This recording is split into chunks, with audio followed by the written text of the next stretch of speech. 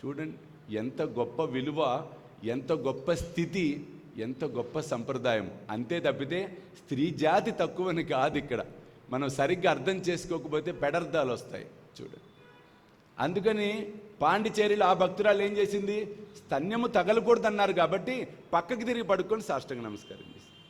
మన సాంప్రదాయం ఏంటి, తల్లులు సాష్టాంగం చేయకుండా అర్ధాంగంతో వంగి చక్కగా బాబాకు పూర్తిగా బెండ్ అయి నమస్కారం చేయండి, సరిపోతుంది. కాబట్టి అలా ప్రతిదానికి సంస్కృతి సంప్రదాయము నిజంగా ప్రతిదానికి ఉంది, ప్రతిదానికి ఉంది ఒక అర్థము పరమార్థం. కథలోకి పోయినట్లయితే ఖండోబా పూనాడు, అందరు ఏవేవో అడుగుతున్నారు. ఒక అతను అడిగాడు, స్వామి ఆ బాలుడు ఎక్కడి నుంచి వచ్చాడు మాకు అర్థం కావటంలా, ఎంత అడిగినా మాకు సమాధానం చెప్పటంలా, అతని వివరాలు దయచేసి మాకు తెలియచెప్పండి అని అడిగాడు. అప్పుడు ఖండోబా ఆవహించిన వ్యక్తి ఏం చేశాడంటే, నాతో రండి అని చెప్పి వడివడిగా నడుచుకుంటూ వెళ్ళిపోయాడు. వీళ్ళందరూ వెంటబడ్డారు. ఒక వేప చెట్టును చూపించి ఇక్కడ తవ్వండిరా అన్నాడు. వారు తవ్వగా 3 అడుగులు తవ్వగానే అక్కడ ఒక భూగృహం కనపడింది, అండర్ గ్రౌండ్ మెట్లు కనపడ్డాయి. అందరూ ఆశ్చర్యపోయారు. అందరూ లోపలికి వెళ్ళారు. అక్కడ లోపల విచిత్రంగా ఉంది. 4 దేదీప్యమానంగా వెలుగుతున్న దీపాలు, కమండలము, జపమాలలు. వేలాది మంది సాయి భక్తులు ఎదురు చూస్తూ ఉన్న ఘడియలు మరలా రాబోతూ ఉన్నాయి.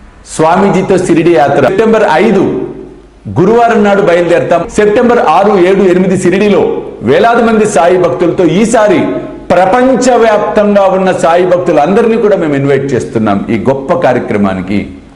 కాబట్టి మీరు నాతో రావాలి, ఈ యాత్రలో పాలు పంచుకోవాలి అనుకుంటే త్వరితగతిన కింద కనిపిస్తున్న ఫోన్ నెంబర్స్కి ఫోన్ చేసి మీ టికెట్ సెటిల్ చేసుకునే ప్రయత్నం చేయండి.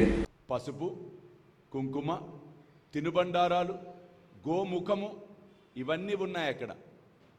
ఆశ్చర్యపోయారు. స్వామి ఏమిటిదంతా అని మరలా ప్రశ్నించినప్పుడు ఖండోబా పూనిన వ్యక్తి ఏం చెప్పాడో చూడండి. ఈ బాలుడు ఇక్కడ 12 సంవత్సరముల పాటు తపమును ఆచరించాడు అని చెప్పాడు. అప్పుడు ఆ పిల్లవాడికి 16 సంవత్సరాలు. 16 - 12 4 సంవత్సరాలు. 4 దీపాలు చూడండి, అక్కడ 4 దీపాలు ఉన్నాయి. అంటే 4 సంవత్సరాల బిడ్డగా అక్కడ తపం ఆచరించాడు. మరి ఎవరికి పుట్టింటాడు ఈ బిడ్డ? నిజంగా ఒక తల్లికి తండ్రికి పుట్టుంటే అలా బిడ్డను భూస్థాపితం చేస్తారా? చెయ్యరు. As per Sai Satcharitra, as per Saibaba, Shirdi Saibaba అయోని సంభవుడు, తల్లికి తండ్రికి అనేది లేదు. ఆయన ఆవిర్భవించాడు భూగృహంలో. కొంతమందికి పాపం తెలియక బాబా నాకు ధ్యానంలో కనబడి మా అమ్మ పేరు ఇది, మా నాన్న పేరు ఇది అని చెప్పాడు అని చెప్పి మహానుభావులు రాశారు. నేను ఆ మహానుభావుల్ని ప్రశ్నించేది ఒకటే, మీకు కలలో కనబడి చెప్పే పరిస్థితే బాబాకుంటే హేమాడ్ బంధును కూర్చోబెట్టి అన్నీ చెప్పేవాడు. ఒరే నాయన మా అమ్మ పేరుదిరా, మా నాన్న పేరుదిరా, రాసుకోరా అని. ఆకలితో ఉన్నవాడికి పట్టడన్నం పెడితే నాకు చెందుతుంది అని సాయి మనందరికీ సాయి సచరిత్ర ద్వారా తెలియచెప్పడం అనేది జరిగింది. కాబట్టి పట్టడన్నం అనేది కాదు, కడుపు నిండా ఆకలితో ఉన్న వారికి భోజనం పెట్టే కార్యక్రమమే శ్రీ సాయి భోజన్. కాబట్టి మీరు కూడా ఈ అద్భుతమైన మహాయజ్ఞంలో పాలు పంచుకొని సాయి కృపకు పాత్రలు కావాల్సిందిగా కోరుతున్నాను. వివరాలకు కింద కనిపిస్తున్న ఫోన్ నెంబర్స్ కి ఫోన్ చేయండి. చూస్తూనే ఉండండి శ్రీ సాయి సర్వస్వం యూట్యూబ్ ఛానల్. కొన్ని అప్రస్తుతం ఏరుల జననము, యోగుల జననము అవసరమే లేదు. కాబట్టి ఆ విధంగా బాబా ఉద్భవించటం అనేది జరిగింది, అవతరించటం అనేది జరిగింది. ఈ లోపల ఆ బాలుడు అక్కడికి వచ్చి అప్పుడు నోరు తెరిచాడు మొట్టమొదటిసారి.